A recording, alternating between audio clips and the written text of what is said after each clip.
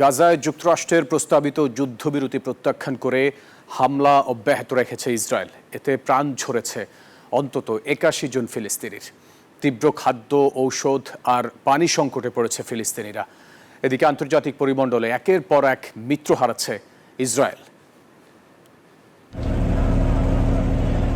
গাজায় যুদ্ধবিরতির একটি নতুন মার্কিন প্রস্তাবে সম্মতি দিয়েছে হামাস। ২ ধাপে ১০ জন জীবিত ইসরায়েলি জিম্মিকে মুক্তি দেওয়া এবং ৭০ দিনব্যাপী যুদ্ধবিরতি ঘোষণা করার কথা বলা হয়েছে।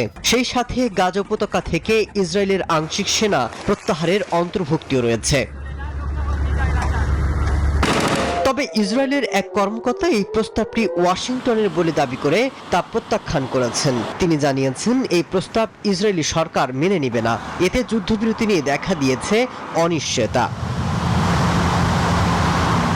এদিকে যুদ্ধবিরতির আলোচনার মধ্যে হামলার তীব্রতা বাড়িয়েছে ইসরায়েল।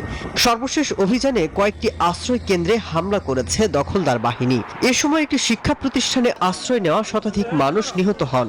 তীব্র খাদ্য, ওষুধ আর পানির সংকটে পড়েছে সাধারণ ফিলিস্তিনিরা। এমন অবস্থায় নেতানিয়াহুর উপর বাড়ছে আন্তর্জাতিক চাপ। মানবিক সহায়তা বন্ধের নীতির কারণে আন্তর্জাতিক পরিমণ্ডলে একের পর এক মিত্র হারাচ্ছে ইসরায়েল। মাসুদ রানা, নিউজ 24।